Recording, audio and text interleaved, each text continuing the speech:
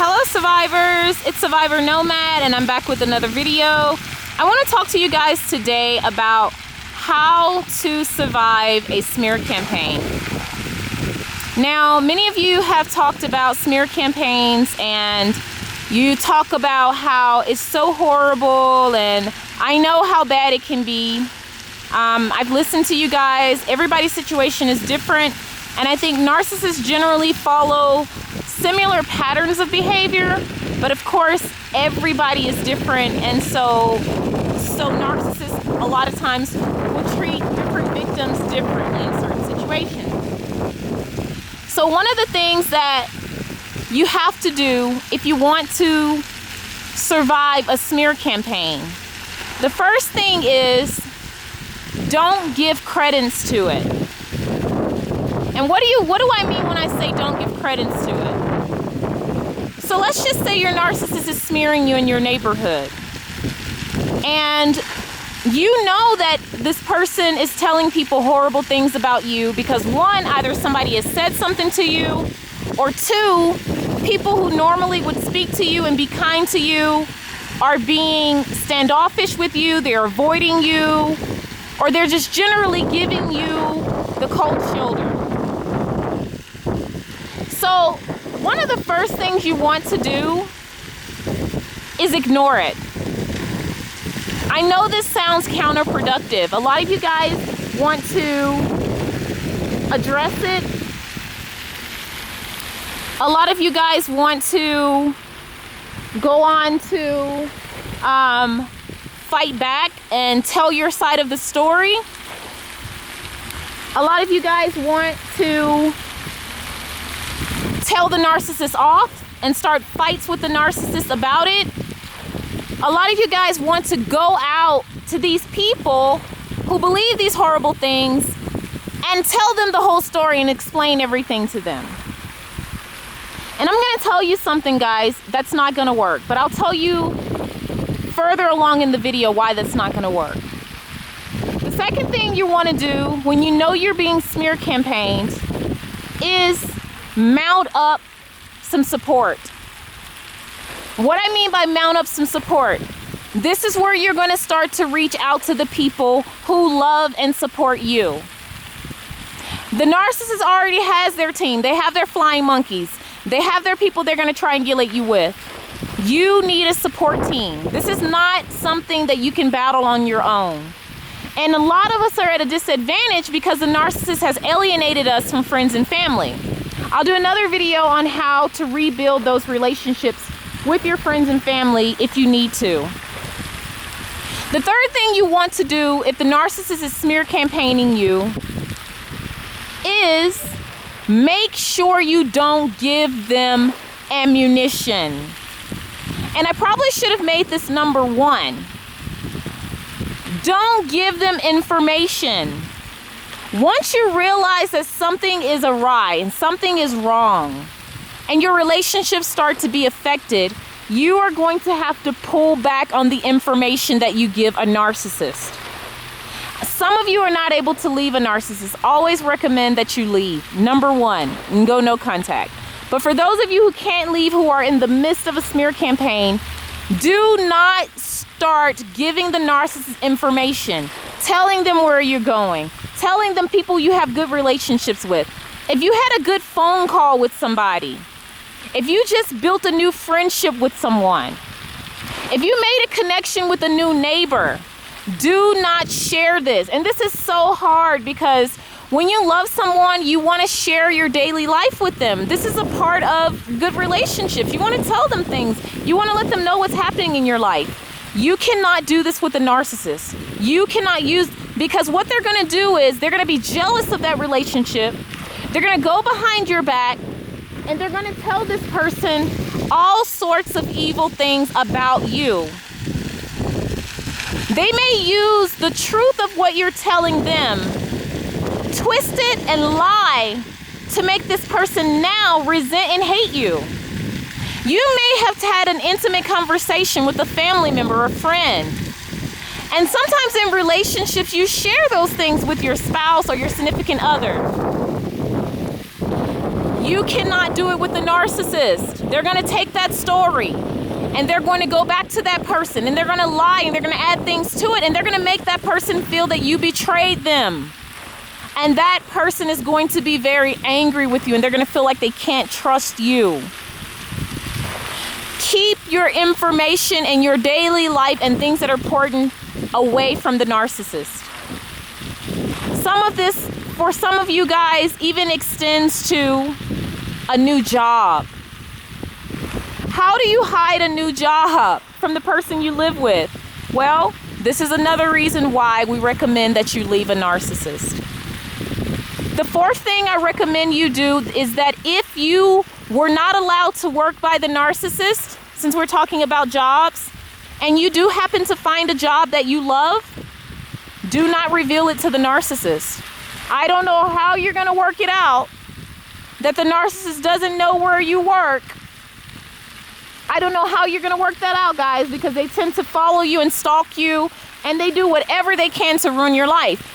But I'm telling you, if you find yourself having a great career, a great job, and then all of a sudden you're getting fired, now all of a sudden you're getting strange treatment on your job from people who were congenial and kind and flexible and easy to work with before, 9 times out of 10, it might have something to do with your narcissist. The fifth thing I recommend you do is you get your own bank account.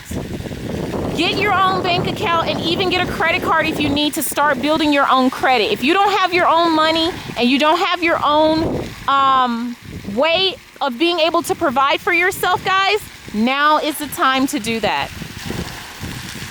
You're going to have to become independent, because if you are dependent financially on a narcissist, you are in big trouble. You're going to be in big trouble. You are going to be in big trouble, especially when it comes time to leave. If you have a shared account with this person, I suggest you get your own private account. Do not tell them about it. Get yourself a post office lockbox. Keep your personal items in there. Keep everything that's important to you, your passport. If you are an immigrant and you've come to another country, keep all of your immigrant documentations in a safe place outside of the place where you live with the narcissist. Because when things go sour during this smear campaign, they're going to go after you at every angle. And one of the things they love to do is grab all your paperwork, grab your birth certificate, grab your social security card. You're done. You're essentially not going to be able to do anything without those important documents. I think we're on number 6 now. It's hard for me to keep track of the numbers, but I think we're on number 6. The 6th thing that you want to do is get yourself a safety plan. You can go through domestic violence associations.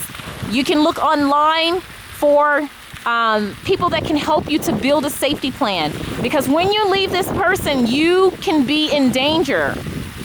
You never know how they're going to react to you breaking free of them. You never know how they're going to react to you not falling for the smear campaign.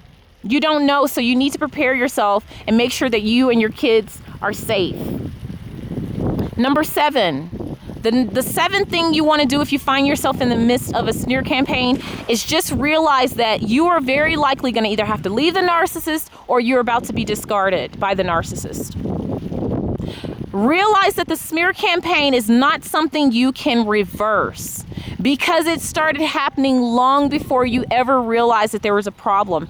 Oftentimes, narcissists start smear campaigns at the beginning of the relationship when they are in the process of love bombing you. I know it's hard to believe because this person seemed like they love you so much and they were doing so much, but that is when they started to put doubts in people's minds about your integrity, about all kinds of things. They will even make people believe that you are abusing them.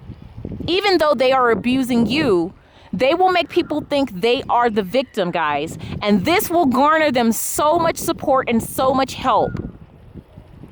So you are going to have to definitely realize that you're going to have to make a choice. It's going to be a hard choice, but you have to make a choice. You're going to either have to leave the narcissist or wait until you have nothing left of yourself, your self-esteem. You may even lose your life. There have been many survivors who have gone on to commit suicide. Some of you guys are at the risk of homicide because in trying to protect yourself, you may have to defend yourself in a way that causes you to hurt another human. This is not worth it, guys. It is not worth it. Please realize, number 7, you're going to have to make a choice to leave or to lose everything, maybe up to and including yourself. Number 8, the number 8 thing that you can do when you realize you're in the midst of a smear campaign is not tell the narcissist. Do not go and confront this person. Do not go and tell them, oh, I know you're saying such horrible things about me. I know. I had someone to tell me when my narcissist was smearing me. This person was a sheriff. And at the time, guys, I'm going to be honest with you. I didn't believe him. I did not believe him. I did not believe that this person that I care so much about and that cares so much about me would say these things that this person was telling me. But it wasn't long before I discovered that guy was honest and he was right. And the person that I thought I knew was not the person at all, guys. And it was a sobering reality. It was very painful to realize that. It made me very sad. So I know what you guys are going through, but I'm telling you, this is not something you can go back and tell the narcissist because he'll just get smarter about how he's doing it.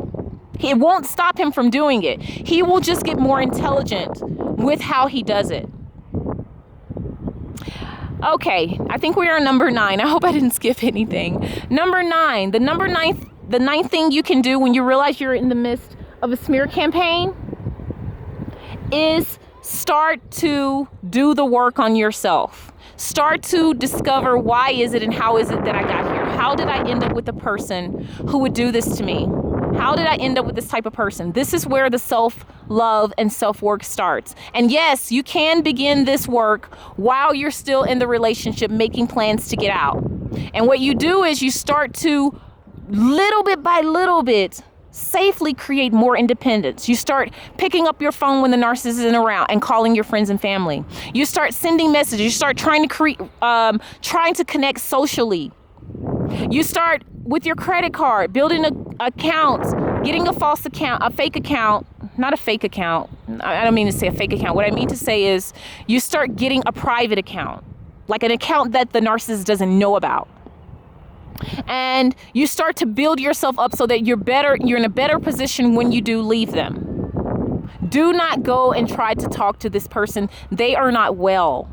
You're not going to get a normal conversation. They're going to get angry. They're going to lash out at you, and they're just going to get a little bit more secretive and conniving about the way they're doing the smear campaign. So, number 10, the 10th thing that you have to do if you realize you're in the middle of a smear campaign and this will not work for everybody, pack up your things, find a shelter in another state, in another place. Find a shelter in your hometown that can transfer you to a shelter somewhere else and just leave the narcissist. I know. You're like, oh, I have all this stuff and I can't do this and I can't do that. Guys, I am telling you, number 10 is one of the most important and the best strategy that you can take. Pack up your things and leave and do not look back. I love you guys. I'll see you on the next video. Please like, subscribe, and share with your friends and family.